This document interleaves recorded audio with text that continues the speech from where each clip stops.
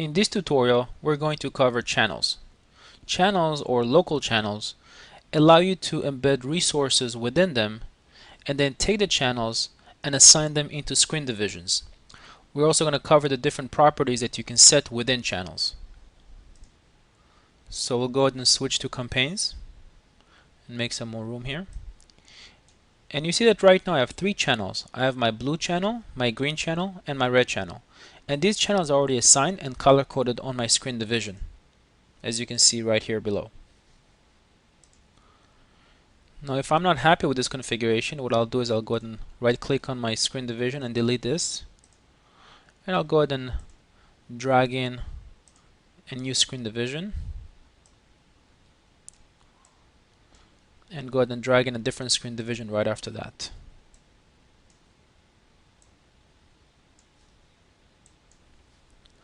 And next I can start assigning the channels. So I'll simply select the screen division and start assigning the channels by dragging and dropping them into the regions where I want them to play in.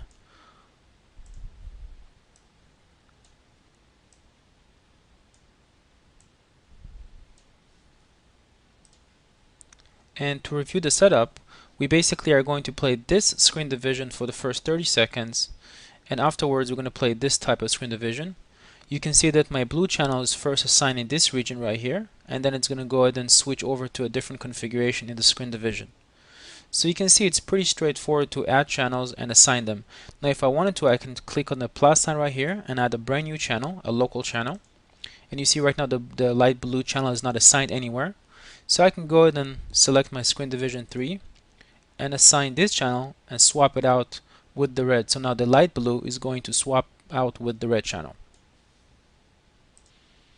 And this new channel assignment is now indicated as a color coding assignment right here on my screen division. And I don't have any resources yet on my light blue channel, so let's go ahead and add some resources. This is a fairly narrow screen division, so we're going to put News RSS right here. And for the first 30 seconds, we are going to play. Double click on it to load up the properties. So we're going to set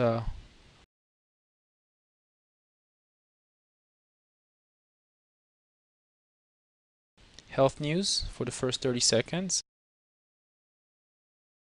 And we're going to set this as horizontal and increase the font size and the color. And we'll go ahead and set this second resource also as RSS news, but we'll go ahead and set a different feed. Go ahead and set an entertainment feed. So it's going to play the health news for the first 30 seconds and then switch over to the entertainment news. Go ahead and set this also as horizontal. A different color. So now we'll go ahead and review some of the properties you can set on each channel. So let's go ahead and select this first blue channel by clicking this area right here. And then this loads up the properties right here. Now the different properties you can set are the random order, repeat to fit, and the respect content length. You can also rename the channel and change the color. So first let's go ahead and change the color of the channel. Go ahead and select a different shade of green. And we'll go ahead and change or rename the channel to my first channel. And now we can go ahead and talk about the different properties you can set here. Now the random order checkbox allows you to run all the resources that reside within the channel in a complete random order on every single playback of the timeline. This keeps the content more fresh and more entertaining to the audience, because you don't know what's going to come out next. So imagine if we place a lot of different resources here. Go ahead and switch to my resources and start putting some images.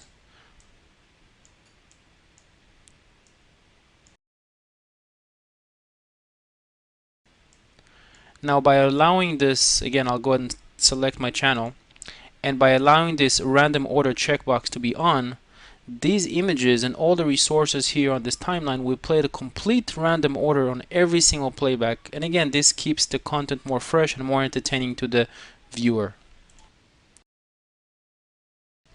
Now notice that I have a gap right here, and of course I can stretch the content and move it over to fill that gap.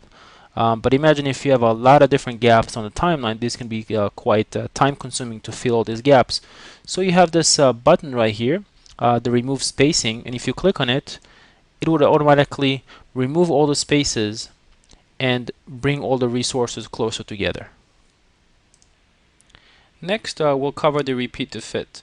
Right now I got 5 resources laid out on my timeline, and these 5 resources will play.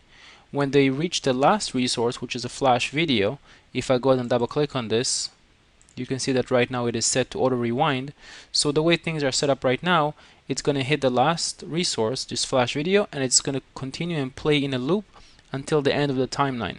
But that's not what I want. What I would like to do is I would like to play these 5 resources, play the last video only for about 5-6 seconds, but until we reach the 30th second, and then I would like to continue and start and play the first resource all over again. So in order for me to do that, I can just click on my first channel and enable repeat to fit. So this will allow me to continue and play this chunk of resources throughout the duration of the timeline without having me drag and drop every single resource again and again onto the channel. The respect content length as of current release only works on videos and video related components like media RSS. So again, by default it's enabled, and it means that the system will respect whatever length we tell the video to play. So if, for example, I set this video CM30 to start on the 30th second and stop at 1 minute, the system will respect that and play this video exactly for that duration, regardless of how long or how short this video is, because again, this is enabled. However, if I take this off, now even if I put this video at, let's say, only several seconds, because this checkbox is disabled now, the system will not respect what I told it to play as, and it's actually going to play this video to completion. If this video, for example, is 1 minute and 40 seconds, it's going to play this video for exactly 1 minute and 40 seconds, regardless of how short or how long I put it on the timeline. Now, if you think about it, this is quite powerful, because now when you drag video resources onto the timeline, you don't have to worry about their length. Simply take off this checkbox and the videos are going to play for the full duration. Of course, if you're going to switch to another timeline, then the video is going to stop and all bets are off. But as long as you're playing within the timeline and have this checkbox as off, then videos are going to play to completion. Now, this feature really shines when you're talking about media RSS, because with media RSS you really have no idea how many videos you're dealing with, and you definitely don't know the length of each single video when you're building the timeline. So if I switch over to components and go, for example, for a media RSS resource and double click on that and go ahead and disable the sound, you see that right now I have a whole bunch of videos that are going to download from CNN, and these videos again are going to have a completely random length to them. Some videos can be several minutes, some videos can be even longer than that. I don't know the length of each video. So again, by going to this channel properties and making sure that the respect content length is off, now all the videos that are associated with this media RSS are going to play to completion within the length of this particular timeline. Now this wraps up this video. Next, you should check out the comment channel, which is a very powerful feature of the system. I hope you enjoyed this video, and let us know if you have any questions. Thank you.